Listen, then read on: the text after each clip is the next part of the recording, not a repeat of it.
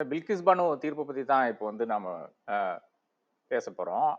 இதுல முக்கியமா வந்து இந்த அளவுக்கு ஒரு மாநில அரசாங்கத்தை வந்து கிரிட்டிசைஸ் பண்ணது ஒரு சுப்ரீம் கோர்ட் ஆர்டர் வந்து அதுவும் ஒரு ரேப் கேஸ்ல வந்து கிரிட்டிசைஸ் பண்ணது கிடையாது என்பதுதான் என்னை பொறுத்தவரை ஒரு மிக முக்கியமான பாயிண்டாக பார்க்கிறேன். குறிப்பாக சமீப காலத்துல வந்து சுப்ரீம் கோர்ட்டினுடைய ஆர்டர்ஸ் எல்லாம் பாத்தீங்கன்னா ஏதோ ஒரு தரப்பு வாதங்களுக்கு ஏற்று அப்படியே போய் கொண்டிருக்கிறது மாதிரி பலரும் கூறிக்கொண்டிருக்கிறார்கள். குறிப்பாக 370 ஆனாலும் சரி, அதற்கு பின்னால் வந்த பல தீர்ப்புகளும் வந்து இப்போ எலக்ட்ரல் பாண்ட்ஸ் இன்னும் ஒரு தீர்மானமாகவே இருந்து கொண்டிருக்கிறது. இந்த இவிஎம் பத்திய சர்ச்சை இருக்கிறது, அதுவும் ஒன்றும் தீர்மானமாகவில்லை. முக்கியமான பல கேசுகள்லையும் வந்து அதாவது தேர்தலை சம்பந்தப்பட்ட கேசுகள் ஆனாலும் சரி, இல்லை இது ஒரு ஒரு பிரச்சனைக்குரிய ஒரு விஷயமானாலும் சரி, அதெல்லாம் சுப்ரீம் கோர்ட் அதுல வந்து டிசிஷன்ஸ் வர்றதில்லை. அதே மாதிரி பாத்தீங்கன்னா சில பத்திரிகையாளர்கள் அதாவது இந்த அரசாங்கத்துக்கு சார்பான பத்திரிகையாளர்கள்னா இம்மீடியட்டாக கோர்ட் கூடி இப்போ குறிப்பாக சொல்ல போனா இந்த அர்னாப் கோசாமியோட கேஸ்ல வந்து ஒரு சாட்டர்டே வந்து கோர்ட் உட்கார்ந்து அவருக்கு வந்து பெயில் கொடுக்கறது. அதே நேரத்துல ஒரு புர்காயஸ்தான்றவர் வந்து இன்னும் அவர் வந்து ஜெயில இருக்கிறார். அக்டோபர் போன வருடம் வந்து அரெஸ்ட் ஆயிட்டார். அவரும் ஒரு பத்திரிகையாளர் தான். அவருக்கு மேல பல சார்ஜஸ் இருக்கிறது. அதாவது சைனாவோட ஒத்துழைத்தார், சைனால இருந்து பணம் வந்தது எல்லாம் சொன்னாங்க. அது ஒண்ணுக்குமே ப்ரூஃப் கிடையாது. இதுவரை தாக்கல் செய்த இடி தாக்கல் செய்த விஷயங்கள்ல வந்து ஒண்ணுமே ப்ரூஃப் கிடையாத ஒரு நிலை இருக்கிறது. ஆனா அவருடைய கேஸ் வந்து இன்னும் வரவே மாட்டேங்குது. சுப்ரீம் கோர்ட் அதை வந்து காலம் தாழ்த்தி கொண்டே இருக்கிறது. அதே மாதிரி தான் பல நீண்ட நாள் கைதிகளினுடைய கேஸ் ஆனாலும் சரி, அந்த மாதிரி எல்லாம் போய் கொண்டிருக்கிறது. அந்த ஒரு தருணத்தில் வந்து இந்த மாதிரி ஒரு வெர்டிக்ட் வரும்போது நிச்சயமாக மிக மிக ஒரு வரவேற்கத்தக்க ஒரு வெர்டிக்டாக இருக்கிறது. இதுல ஒரு டெக்னிக்காலிட்டியில விடுவித்துக்காரன்னு என்ன பார்த்துக்கலாம். அதை பத்தி அப்கோர்ஸ் ராமசாமி சார் இன்னும் அதிகம் பேசுவார்னு நினைக்கிறேன். அதாவது இந்த கேஸ் வந்து குஜராத்தை சார்ந்த கேஸ் கிடையாது. அதாவது குஜராத் உயர்நீதிமன்றம் தீர்ப்பளித்த கேஸ் கிடையாது. இந்த கேஸ் வந்து மகாராஷ்டிரா உயர்நீதிமன்றம் வந்து தீர்ப்பளித்தது. அதனால வந்து குஜராத் அரசாங்கத்துக்கு இதுல வந்து லோக்கல் ஸ்டாண்டை கிடையாது என்ற ஒரு தீர்மானத்துக்கு வருகிறார்கள். அப்கோர்ஸ் அதன் பிறகு நிறைய கிரிட்டிசிசம் எல்லாம் வருது. ஆனால் முக்கியமான கருத்து தான் எப்படி ஜெயலலிதாவுடைய வழக்கு சொத்து குவிப்பு வழக்கு வந்து தமிழ்நாட்டில இருந்து கர்நாடகத்துக்கு மாற்றப்படுகிறதோ, அதாவது இங்க நடந்து விட்டால் ஜெயலலிதா மறுபடியும் அதிகாரத்துக்கு வந்து விட்டார்கள். அந்த வேளையில் வந்து இங்கேயே அந்த கேஸ் நடந்து விட்டால் அது வந்து டிவிஎஸ்சி ஆனாலும் சரி, எந்த ஏஜென்சி ஆனாலும் சரி ஒழுங்காக விசாரிக்காது. அதனால வந்து கர்நாடகத்துக்கு எடுத்துட்டு செல்ல வேண்டும் என்ற ஒரு மனுவை வந்து பேராசிரியர் அன்பழகன் தாக்கல் செய்தார். அதன் பிறகு வந்து அந்த கேஸ் வந்து ப்ரோக்ரஸ் ஆகுது. அதே மாதிரி தான் சங்கர்ராமன் கேஸ் பாத்தீங்கன்னா அதுவும் தமிழ்நாட்டில் நடந்த விஷயமா இருக்கிறது. அதுவும் சில ஒரு குறிப்பான அதாவது பழிவாங்கும் நடவடிக்கை என்று சங்கராமன் தரப்பினர் வாதாடுகிறார்கள். இது சங்கராச்சாரிய தரப்பினர் வாதாடுகிறார்கள். அதன் பிறகு வந்து புதுச்சேரிக்கு மாற்றப்படுகிறது.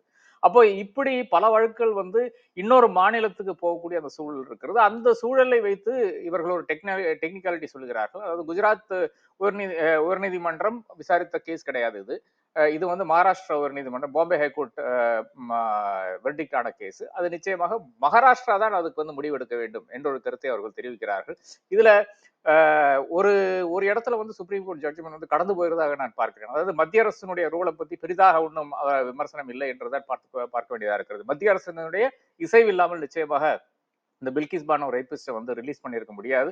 மத்திய அரசாங்கம் வந்து அதனுடைய இசைவை தெரிவித்த பிறகுதான் அமித்ஷா அவர்கள் அவருடைய மினிஸ்ட்ரி ஆஃப் ஹோம் அஃபேர்ஸ் அதனுடைய இசைவு தெரிவித்த பிறகுதான் இந்த மாதிரியான ஒரு விஷயம் நடக்கிறது என்று நாம் காண வேண்டியதா இருக்கிறது. அப்போ மத்திய அரசும் இதுல இன்வால்வா இருக்கிறது. அதாவது எந்த அளவுக்கு கண்ணியமா இருக்காருன்னு பாத்தீங்கன்னா ஒரு 11 ரேபிஸ்ட வந்து ரிலீஸ் பண்றதுல மத்திய அரசு மாநில அரசு எல்லாருமே ஒத்துழைச்சு டபுள் இன்ஜின் சர்க்காராக இதுல வேலை செய்து கொண்டிருக்கிறதா பார்க்க வேண்டியதா இருக்குது. இன்னொரு தரப்பு பாத்தீங்கன்னா பெட்டிஷனர் பில்கிஸ் பானோ என்ற ஒரு தனிநபர். அந்த தனிநபருக்கு எந்த அளவுக்கு சப்போர்ட் வருதுன்னு பாருங்களேன். அந்த சப்போர்ட் எந்த அளவுக்கு வந்து அதன் பிறகு வந்து அவர்கள் தனிநபராகவே இருந்து கொண்டு அந்த கேஸை வந்து கடைசி வரை அவர்கள் வந்து ஃபைட் பண்றாங்க. அது எப்பெல்லாம் ஃபைட் பண்றாங்கன்னு பாத்தீங்கன்னா இவர்களை வந்து விடுவித்த சமயத்துல கூட ஃபைட் பண்றாங்க. அது பில்கிஸ் பானு என்று அப்படியே கடந்து போக முடியாது. ஏனென்றால் அந்த அம்மையார் வந்து எந்த அளவுக்கு துன்பத்துக்கு உள்ளா இருக்கிறார்கள். ரேப் விக்டிம் இதுல வந்து மாற்றுக்கிறது கிடையாது. அவர்கள் வந்து எக்ஸாமின் பண்ணி சர்டிபிகேட் இருக்கிறது. அவர் அப்போ வந்து 5 மாசம் பிரெக்னெண்டா இருக்காங்க. அதுக்கும் சான்று இருக்கிறது. அதை தாண்டி அவருடைய குழந்தைகளை வந்து கொள்கிறார்கள். இதுக்கும் சான்று இருக்கிறது. இதெல்லாம் இந்த பெரிய மனிதர்கள் தான் இந்த 11 பேர் இருக்கிறார்கள். அந்த 11 பேரை வந்து பாஜக கொண்டாடுகிறது. பாஜக எம்எல்ஏ அதாவது அந்த குழுவில் இருந்த, அதாவது குஜராத்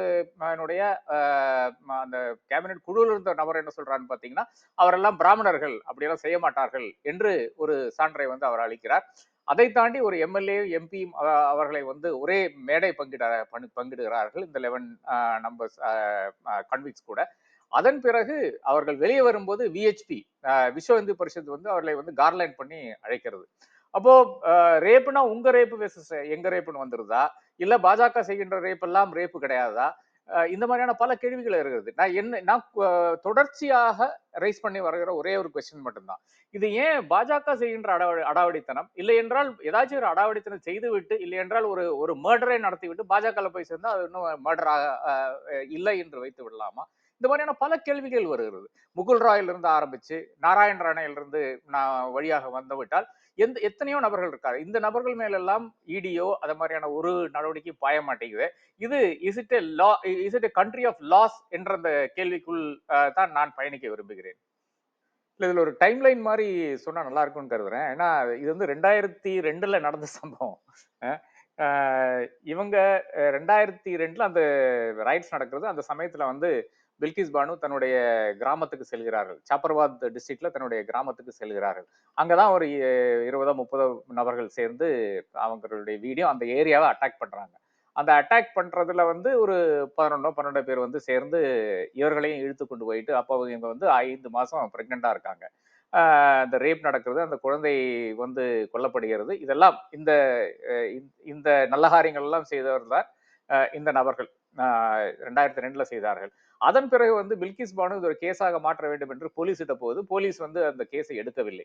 அதுக்கப்புறம் தான் கடைசியில வந்து ஒரு வழி இல்லாமல் 2003ல ஏறத்தாழ ஒரு வருடத்துக்கு அப்புறம் வந்து நேஷனல் ஹியூமன் ரைட்ஸ் கமிஷன்ல போறாங்க. அப்புறம் கடைசியில வந்து சுப்ரீம் கோர்ட்ல வந்து இது ஃபைல் ஆகுறது. அப்புறம் சுப்ரீம் கோர்ட்டினுடைய டைரக்ஷன்ல தான் சிபிஐ வந்து இது இன்வெஸ்டிகேஷன் எடுக்கிறது 2004ல எடுக்கிறது. அப்புறம் அந்த சமயத்துல தான் 2004ல தான் அகமதாபாத்ல இருந்து இது மும்பைக்கு மாற்ற வேண்டும் என்ற அந்த கருத்தின் அடிப்படையில் அவர்கள் வந்து இல்லைன்னா அதே அரசாங்கம் இருக்கிறது, அந்த அரசாங்கம் இருக்கிறதுனால மோடி அரசாங்கம் தான் அங்க இருக்கிறது. மோடி தான் அப்போ முதலமைச்சரா இருக்கிறார். அப்போ மோடி இருக்கின்ற அந்த இடத்துல வந்து பாஜகவினர் இன்வால்வ் ஆயிருக்கிறாங்க. ஸோ டெஃபினட்டாக இங்க வந்து பிரச்சனை வரும் என்ற ஒரு அடிப்படையில் வந்து மாற்றுறாங்க. அது மாற்றல வந்து இந்த 13 பேர் வந்து ஆர் சார்ஜ் வித் இந்த conspiracy to rape of course murder எல்லாமே அவங்க மேல போடுறாங்க. இதுல 11 பேருக்கு வந்து லைஃப் சென்டென்சஸ் கொடுக்குறாங்க. இந்த கன்விக்ஷன்ஸ் வந்து 2008ல வந்து பாம்பே ஹைகோர்ட்ல வந்து இவங்க எல்லாரும் சேலஞ்ச் பண்றாங்க. ஆனால் சிபிஐ அந்த டைம்ல வந்து அப்போ யூபி அரசாங்கம் அதிகாரத்துல இருக்குது. அந்த சமயத்துல வந்து டெத் பெனால்டி கேட்கறாங்க. இந்த 11 பேரையும் வந்து எக்ஸம்ப்ளரி பனிஷ்மெண்ட் கொடுக்க வேண்டும் என்று சொல்கிறார்கள். ஆனால் அந்த 11 பேருக்கு வந்து அந்த தீர்ப்பு 2008ல வந்து அப்பீல் ஆரம்பிக்குது. அது கடைசியில வந்து எப்ப ஆகுதுன்னு பாத்தீங்கன்னா ஒரு ஃபைனல் டிசிஷன் வருது 2017ல 11 கான்விக்ட்ஸ்க்கு வந்து லைஃப் சென்டென்ஸ் அப்படின்னு சொல்றாங்க. அதுல ஒருத்தர் தான் ராதேஷாம் ஷா என்றவர் தான் சுப்ரீம் கோர்ட்டுக்கு போறாரு. ஏர்லி ரிலீஸ்க்காக போறாரு. 2022ல போறாரு. அதாவது அவர் நான் 15 வருஷம் சர்வ் பண்ணிட்டேன், நீங்க என்ன ரிலீஸ் பண்ண வேண்டும் என்ற அடிப்படையில் அவர் வந்து செல்றாரு. அப்பதான் ஆகஸ்ட் 15 2022 தான் குஜராத் வந்து இந்த 11 பேரையும் வந்து ரிலீஸ் பண்றாங்க. அதுல வந்து அவங்க ஒரு கேங்ரேக் கேஸ் வந்து இன்க்ளூட் பண்ணிட்டு அந்த ரெமிஷன் பாலிசியில அவர்கள் வந்து கொண்டு வந்துடுறாங்க. இதுதான் எதிர்கட்சிகள் ஒரு இஷ்யூவாக எடுத்துட்டு போனாங்க. அது தேர்தலில் கூட எடுபடல. யாருமே அது கண்டுக்கவே இல்லை. இது ஒரு இஷ்யூவா வந்து காங்கிரஸ் எல்லாம் எடுத்துட்டு போகுது. ஆனால் காங்கிரஸுக்கு வந்து போன முறை கிடைச்சதை விட ரொம்ப கம்மியாக சீட் தான் இந்த முறை வருகிறது.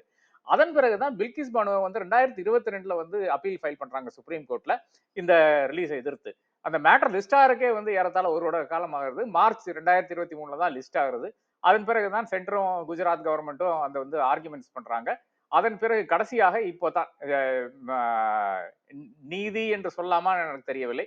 ஆனால் அதை தொடர்ந்து இப்பதான் அதுக்கு ஒரு ஜட்ஜ்மெண்ட் வருகிறது. இதுல முக்கியமான ஒரு கருத்து என்னை பொறுத்தவரை ரொம்ப ஸ்ட்ராங் வேர்டிங் வந்து சுப்ரீம் கோர்ட் யூஸ் பண்ணி இருக்குது. Gujarat government has acted in tandem and was complicit with convicts என்ற ஒரு லைன் சொல்லுகிறது. இதை விட ஒரு பெரிய ஒரு டெல்லிங் லைன், அதாவது குஜராத் அரசாங்கம் வந்து இந்த கிரிமினல்ஸ் கூட கன்ஸ்பயர் பண்ணியிருக்கு என்று கூறும்போது அதை விட பெரிய ஒரு ஒரு ஸ்லாப் ஆன் த ஃபேஸ் ஒரு அரசாங்கத்துக்கு இதுவரை வந்ததில்லை. த்ரூ அவுட் இந்தியன் ஹிஸ்டரியில வந்தது ஒரு ஸ்டேட் கவர்மெண்ட்டுக்கு இந்த அளவுக்கு. அதாவது யூ கன்ஸ்பயர்ட் வித் த கன்விக்ஸ், நீங்கள் வந்து திருடர்கள் கூட இது சேர்ந்து ஒரு காரியத்தை பண்ணியிருக்கீங்க. ஒரு பாஜக அரசாங்கத்தை பார்த்து ஒரு சுப்ரீம் கோர்ட் அதை இந்த காலத்தில் சொல்றது நிச்சயமாக வரவேற்கக்கூடாது. எந்த அளவுக்கு அவர்களுக்கு துணிச்சல் இருந்தால் அதை பேசியிருப்பார்கள் என்று நாம் யோசிச்சு பார்க்க வேண்டும். இனி ஒரே ஒரு விஷயத்தை சொல்லி மட்டும் முடிக்கிறேன். இந்த 11 பேருக்கும் பேர் இருக்கிறது. இந்த பேரை நாம் மறந்துவிடக்கூடாது. இவர்களுடைய மூஞ்சியை நாம் மறந்துவிடக்கூடாது. அன்பார்ச்சுனேட்லி நாம் வந்து படம் காப்பிக்க முடியாது.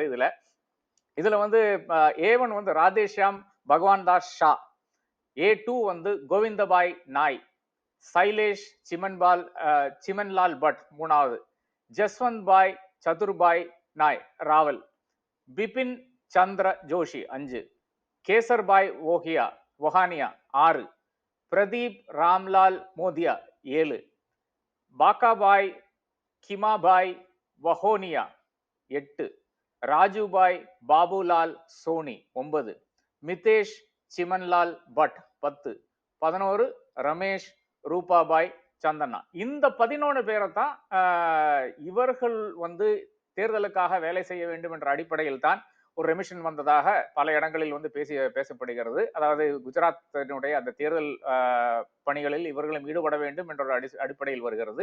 அந்த அடிப்படையில் தான் இவர்கள் ரிலீஸ் பண்ணப்பட்டார்கள் என்றும் பேசப்படுகிறது. இப்ப அதனுடைய தேவையில்லை என்றும் பேசிக் கொண்டிருக்கிறார்கள். இதுல கடைசியாக என்னன்னு பாத்தீங்கன்னா, அந்த சுப்ரீம் கோர்ட்டுடைய வாசகங்கள் வந்து மிக மிக கடுமையா இருக்கிறது என்று நான் முன்னாடியே குறிப்பிட்டேன். அதாவது அந்த முன்னாடி ஒரு ஜட்மெண்ட் வந்தது மே 13, 2022 வந்து சுப்ரீம் கோர்ட் ஒரு ஜட்மெண்ட் கொடுக்குது. அது என்ன கொடுக்குன்னு பாத்தீங்கன்னா, அது வந்து குஜராத் அரசாங்கம் வந்து இந்த அதாவது இவர்கள் எல்லாம் சொல்கிறார்கள், ராமசாமி சார் சொன்னாரு, அதாவது இந்த கன்விக்ட் செல்றாங்க, கோர்ட்டுக்கு செல்றாங்க, அவர்கள் வந்து எங்களுக்கு ரிமிஷன் வேண்டும் என்று கேட்கிறார்கள். அதனால என்ன பண்ணாங்க பாத்தீங்கன்னா, சுப்ரீம் கோர்ட் வந்து ஒரு ஆர்டர்ஸ் போடுது குஜராத் கவர்மெண்ட்டுக்கு, நீங்க இந்த ரிமிஷனை வந்து கன்சிடர் பண்ணும் என்று மே 13 2022 ஒரு ஆர்டர் போகுது. அந்த ஆர்டரை பத்தி என்ன சொல்லுகிறான்னு பாத்தீங்கன்னா, by playing fraud on the court and by suppressing material facts என்று குஜராத் கவர்மெண்டை வந்து கண்டிச்சிருக்கிறது. அதாவது குஜராத் கவர்மெண்ட் வந்து இதற்கு ஒத்தாசை செய்திருக்கிறது என்று இதை விட தெளிவாக ஒரு இடத்துலையும் நாம் சொல்ல வேண்டிய அவசியம் இல்லை என்று நான் கருதுகிறேன்.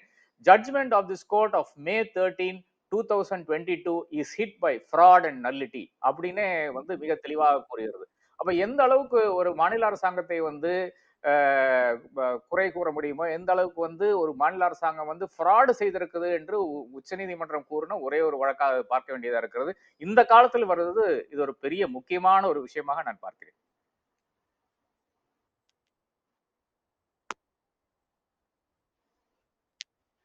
இல்ல, நான் அதுல எனக்கு ஒரே ஒரு கருத்து தான். நான் இங்க நடந்த அநியாயமானாலும் சரி, எங்க நடக்கின்ற அநியாயமானாலும் சரி, தட்டி கேட்கின்ற நபர்கள் தான். அதற்கு ஏன் சாயம் பூசுறான், என்ன மாதிரி நபர்களை ஏன் சாயம் பூசுறான்னு பாத்தீங்கன்னா, பிஜேபி நகரில் மட்டும் வந்து சாயம் பூசல, எல்லாரும் திமுக காரணம் வந்து மேல ஏறி கூச்சின்னு தான் இருக்கான். இங்க இருக்கின்ற பிரச்சனையை பத்தி பேசினா அவன் வந்து நான் வந்து சங்கி ஆயிட்டேன்பான். சங்கிகள் வந்து நான் வந்து என்னது திராவிடியன் ஸ்டாக்கும்பாங்க. அப்புறம் இல்ல பிரஸ்டிடியூட், அப்புறம் அது தகாத வார்த்தைகள். இது இது ஒரு ஒரு ஒரு பொருட்டாவே நான் எடுத்துக்கல, பிளாக் பண்ணிட்டு போயினே இருப்பேன், அவ்வளவுதான். ஒரு பேச்சே கொடுக்கறது இல்ல. இதுல எனக்கு ஒரே ஒரு விஷயம் மட்டும் நான் மறுபடியும் ஆட் பண்ண வேண்டியதா இருக்கிறது. அதாவது குஜராத் அரசாங்கம் வந்து தாக்கல் செய்த மனுவில், அதாவது அவர்களுடைய ரெஸ்பான்ஸ் மனுவில் வந்து மிக தெளிவாக கூறியிருக்கிறார்கள். அதாவது government of India vide its letter dated 28/6/2022 and sought the approval suitable orders from government of India அப்படின்ட்டு குஜராத் கவர்மெண்ட் சொல்லுது. அதன் பிறகு என்ன ஆச்சுன்னா, government of India conveyed the concurrence bar approval of the central government under section 435 of the CRPC for premature release of 11 prisoners wide letter dated 11/7/2022 அப்படின்ற ஒரு வாசகங்கள் இருக்கு. என்றால் நான் இது ஏன் சொல்றேன்னு பாத்தீங்கன்னா, சென்ட்ரல் கவர்மெண்ட் இது இன்வால்வ் இல்ல என்று நீங்கள் கூறினீங்களா, அதற்காக நான் சொல்றேன். நீங்க ரெஸ்பாண்ட் பண்ணலாம் சார். கடைசியாக என்னுடைய பாட்டுல இருந்து ஒரு ஆல்கஹாலிக் அனானிமஸ் என்ற ஒரு குரூப் இருக்குங்க. அதுதான் அந்த குரூப்பினுடைய மீட்டிங்க்கு நானும் போயிருக்கேன். குடிகாரனா இல்ல, நான் வந்து அப்சர்வ் பண்றதுக்கு போயிருக்கேன் எவ்வளவோ காலம் முன்னால. அதுல சொல்லுவாங்க, என் பேர் சொல்லுவாங்க, I am Radhakrishnan, I am sober today என்று ஆரம்பிப்பார்கள். I am Radhakrishnan, I am an alcoholic என்று ஆரம்பிப்பார்கள். அதன் பிறகு I am sober today, 1 day at a time for 10,000 days, 15,000 days, இல்ல என்றால் 1000 days, இல்லைன்னா 3 days, 2 days இப்படின்னு ஆரம்பிப்பாங்க. அதே மாதிரி எனக்கு இன்னைக்கு மகிழ்ச்சியான நாள். I am R.K. Radhakrishnan. I am very happy with the Supreme Court's order. But Supreme Court orders of the past have not been to my liking. அவ்வளவுதான் என்னால சொல்ல கூற முடிகிறது. என்னை மாறி இருக்கின்ற நபர்கள் பலரும் வந்து அது 370 இருந்து ஆரம்பித்து சமீப காலத்துல வருகின்ற என்ன அது அயோத்தியில இருந்து ஆரம்பித்து கூட வைக்கலாம். அதுல இருந்து ஆரம்பிச்சு சமீப காலத்தில் வருகின்ற பல டிஸ்டன்ஸ் வந்து மக்களுக்கு எதிராக போகிற ஒரு தோற்றம் வந்து எனக்கு தெரிந்து கொண்டிருக்கிறது. என்னை போன்ற மக்கள் வந்து நினைத்துக் கொண்டிருக்கிறார்கள். ஆனால் இன்னைக்கு என்னை பொறுத்தளவு ஒரு மகிழ்ச்சியான நாள். நாளைக்கு என்ன வருது என்று நாளைக்கு பார்ப்போம்.